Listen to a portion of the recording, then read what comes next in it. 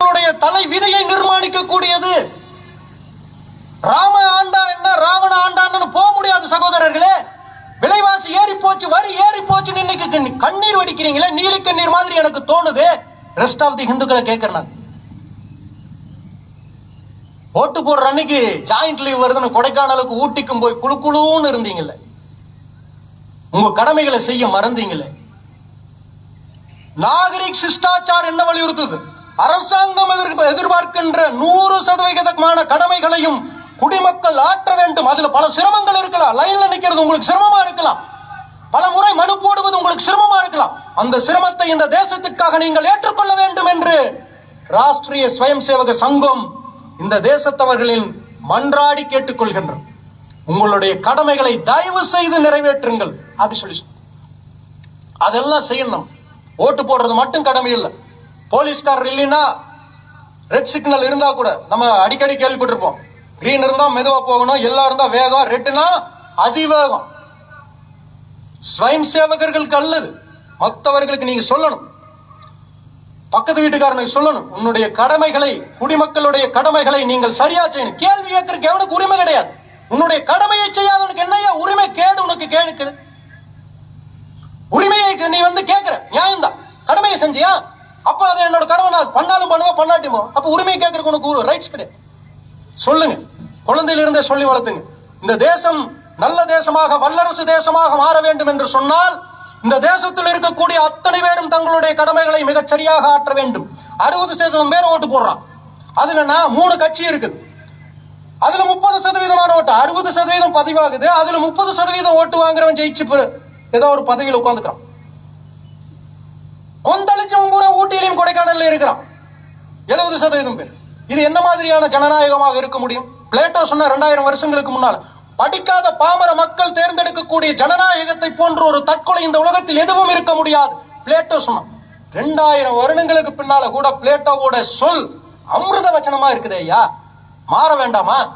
படிக்க வேண்டாமா? சிந்திக்க வேண்டாமா? சிந்தியுங்கள் சங்கம் கேட்டுக்கொள்கிறது. அடுத்து கடைசியா சொல்றது குடும்ப பிரபோதம். எப்படி நம்மளுடைய தர்மத்துல தர்ம அர்த்த காம மோட்ச என்று சொல்லுகிறோமோ, அறம் பொருள் இன்பம் வீடு 4 விஷயங்கள் இருக்குது. இதுல எல்லாமே பேரல் கிடையாது. அறம் பொருள் இன்பம் வீடு இப்படி பேரல் கிடையாது. மேல அறம் பொருள் இன்பம் வீடு, இந்த 4 விஷயங்கள். அறம் பொருள் இன்பம் வீடு அப்படின்னா என்ன? அறம்னா தர்மம், பொருள்னா செல்வம் சேர்ப்பது, காமம்னா இன்பங்களை அனுபவிப்பது, மோட்சம் அப்படின்னா வீடு வேற்றை அடைவது. இதைத்தான் சதுர்வித புருஷார்த்தங்கள்னு சொன்னாங்க. நம்ம நாட்டுல தமிழ் இலக்கியங்கள்ல 5 ஐம்பெருங்காப்பியங்கள் 5 குறுங்காப்பியங்கள் சொல்லுவாங்க. சீவக சிந்தாமணி, சிலப்பதிகாரம், மணிமேகலை, வளையாபதி, குண்டலகேசி, இந்த 5 ஐம்பெருங்காப்பியங்கள். உதயனகுமார காவியம், நாககுமார காவியம், யசோதர காவியம், சூளாமணி, நீலகேசி, இந்த 5 ஐங்குறுங்காப்பியங்கள் நமக்கு தெரியும், படிச்சிருக்கிறோம். இது எப்படி வகைப்படுத்தணும் தெரியுமா? பெருங்காப்பியம் குறுங்காப்பியம் நம்மளுடைய முன்னோர்கள். யாருக்காவது ஐடியா இருக்கா? சைஸ் வச்சிருக்குமா? இது 1500 பக்கஞ்சி சீவக சிந்தாமணி, அதனால அது பெருங்காப்பியம். இந்த நீலகேசி இருக்க அது 30 பக்கம். அப்படியா? அப்படி இல்ல. அறம் பொருள் இன்பம் வீடு இந்த 4 பொருட்களையும் பேசியது பெருங்காப்பியங்கள் என்றும், 1 குறைஞ்சா கூட அது குறுங்காப்பியம்னு சொல்லிக்கிறாங்க. இந்த 5 ஐம்பெருங்காப்பியங்கள் இந்த 4 விதமான சதுர்வித புருஷார்த்தங்கள் முழுமையாக இருக்கும். அது பெருங்காப்பியம். 1 குறைந்தாலும் சிறுங்காப்பியம் குறுங்காப்பியம்னு சொல்லி வகைப்படுத்திய முன்னோர்கள் நம்மளுடைய முன்னோர்கள். அப்ப அது வாழ்க்கையில உங்களோட குடும்பத்துல நீங்க எப்படி எடுத்துட்டு போகணும்? எப்படி எடுத்துட்டு போகணும் பாருங்க. அறத்தின் வழியிலே பொருளீட்டல், அதன் மூலம் இன்பம், அடுத்து வீடு. வீடு என்ன? மோட்சம். இந்த தேசத்துல கன்னியாகுமரியிலிருந்து காஷ்மீர் வரைக்கும், வங்க குடாக்கடல்ல இருந்து சிந்து நதி வாயக்கூடிய சமவெளி பரப்பு வரைக்கும் இருக்கக்கூடிய இந்துக்களுக்கு ஒரே லட்சியம் இருக்குமானால் அது வீடு வேற்றை அடைகின்ற ஒற்றை லட்சியம், ஒற்றை வரிதான் இந்த லட்சியம். தொல்லை இரும்பிறவி சூழும் தலை நீக்கி அப்படின்னு சொல்லி மாணிக்க வாசக பெருமானுடைய பெருமைகளை சொல்லக்கூடிய அந்த பாட்டு வரிகள் உங்களுக்கு நினைவுக்கு வரும்.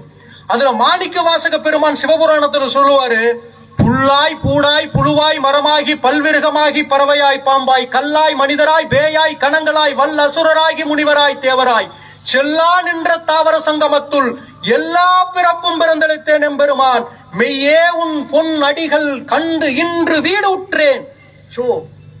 டார்வினோட பரிணாம கொள்கைகளை, ஸ்பீசியஸ் தியரிய, டார்வின் எது எழுதினானோ அந்த தியரி அப்படியே சொல்லியிருப்பார். புல்லாய் பூடாய் புழுவாய் மரமாய் எல்லாம் சொல்லி என்னால முடியல. எத்தனை பிறவி. மெய்யே உன் பொன் அடிகள் கண்டு இன்று வீடு, இனி எனக்கு பிறவி கிடையாது, எனக்கு மோட்சம், ஆனந்தம் அடைகிறார். இது எல்லாருக்கும் பொருந்தும். இந்த தேசம் முழுக்க இருக்கக்கூடிய ஒவ்வொரு ஹிந்துவின் மனதிலும் ஒரு லட்சியம் இருக்கும். அந்த லட்சியம் மோட்சத்தை அடைவது, வீடு பேற்றை அடைவது. இதை எல்லா வீடுகளையும் நாம் கற்றுக்கொள்ள வேண்டும், கற்றுக் கொடுக்க வேண்டும். பஞ்சமகா யஜ்ஞங்கள், பிரம்ம யஜ்ஞம் சொல்லுவாங்க. அடுத்து தேவ யஜ்ஞம், பித்ரு யஜ்ஞம், நர யஜ்ஞம், பூத யஜ்ஞம். இந்த 5 யஜ்ஞம் என்ன தெரியுமா? ரொம்ப சிம்பிள். மேல நான் சொன்ன 4 அதை வீடுகள்ல கடைபிடிச்சீங்கன்னா பஞ்சமகா யஜ்ஞங்கள்ல உங்க வீடுகள்ல செஞ்சதாக அர்த்தம். அப்படிப்பட்ட ஹிந்து பண்பாடுள்ள குடும்பங்கள், ஒவ்வொரு குடும்பமும் அப்படிப்பட்ட குடும்பங்களாக ஆக வேண்டும் என்பது சங்கத்தினுடைய ஆவல், சங்கத்தினுடைய நூற்றாண்டு காலத்தின் வேண்டுகோள். நமக்கு ஒரு கனவு இருக்கு. ஓங்கி உயர்ந்த ரத்தின சிம்மாசனத்தில் இந்த பாரத தேவி அமர்ந்து பூலோகம் முழுவதும் ஆட்சி செய்யக்கூடிய அந்த நாளை நாம் பார்த்தே தீர்வோம். சங்கம் விஜயதசமியில தொடங்கினதுனால, அந்த வெற்றி திருநாள்ல தொடங்கினதுனால இது நிச்சயமாக நடந்தே தீரும். 400 ஆண்டுகளாக 25 தலைமுறைகளாக ராம் லல்லாவுடைய திருவிக்கிரகத்தை அவன் பிறந்த இடத்துல நிர்மாணம் பண்றதுக்காக போராடி 25 தலைமுறைகளை போன்று அல்ல நம்மளுடைய தலைமுறை. மிக வேகமாக இந்த பாரத தேசம் வல்லரசாகி கொண்டிருக்கின்றது. பாரத மாதா சர்வலங்கார பூஷிதையாக இந்த பிரபஞ்சம் முழுக்கும், இந்த உலகத்தில் இருக்கக்கூடிய எல்லா நாடுகளுக்கும் வழிகாட்டக்கூடிய உலகின் குருவாக மாறிக்கொண்டிருக்கின்றார். அதை நீங்கள் செய்ய வேண்டியதென்றால், ஹிந்துக்களே, நீங்கள் வேடிக்கை பார்க்கின்ற பார்வையாளர்கள் அல்ல, நீங்கள் பங்கேற்பாளர்கள் என்பதை மனதில் கொள்ளுங்கள். நீங்களும் மனசு வச்சா அந்த காலம் மிக குறுகிய காலத்துல நம்மளுடைய கண்ணுல, நான் சாகிறதுக்குள்ள, நீங்க உங்களுடைய ஜன்மம் முடியறதுக்குள்ள அந்த பாரதம் வல்லரசு அப்படிங்கிற அந்த நிலையை நாம் பார்ப்போம் அப்படிங்கிறது இன்றைய பௌத்திக் நிகழ்ச்சியின் செய்தியாக சொல்லி நிறைவு செய்கின்றேன். நன்றி, வணக்கம். மேலை சிதம்பரமாம் சிதம்பரத்திலே அணுநொடியும் நடமாடிக்கொண்டிருக்கும் சபாபதி இன்று கீழை சிதம்பரத்திலே நம்மை எல்லாம் சொல்லாடலில் கட்டி போட்டுள்ளார். சபாபதிஜியை தொடர்ந்து சிறப்புரையை தொடர்ந்து மகிழ்வுரை பேரூர் கண்டக்காரியார் நவநீத கிருஷ்ணன்.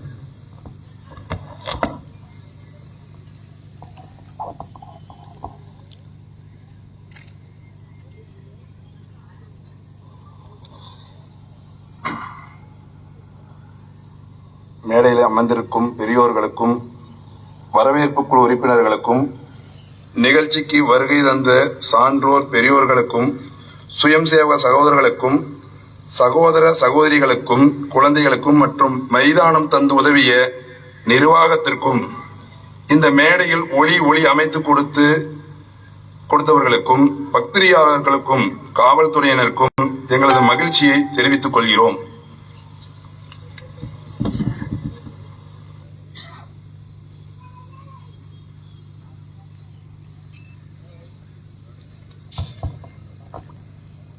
இப்பொழுது கொடியிறக்கத்துடன் இந்த நிகழ்ச்சியானது நிறைவு வருகிறது. கொடி இறக்கும் பொழுது நாற்காலியில் அமர்ந்திருக்கும் பொதுமக்களும் எழுந்து நிற்குமாறு கேட்டுக்கொள்கின்றோம்.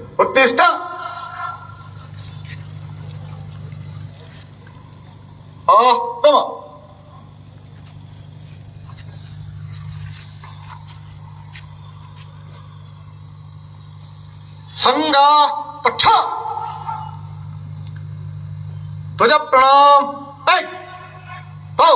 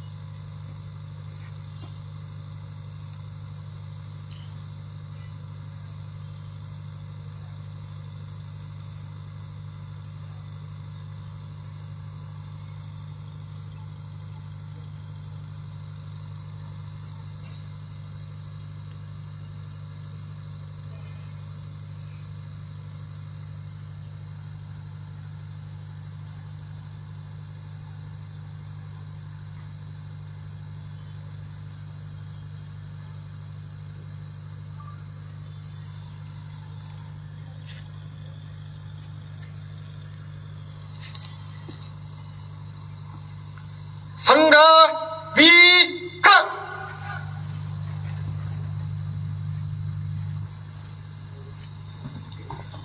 சுயம் சேவக் அவர்கள் கண்டாவாரி நம்ம சந்திப்பு இருக்கும். அந்தந்த கண்டக்காரி அவர்களை கோஆர்டினேட் பண்ணிக்கணும்.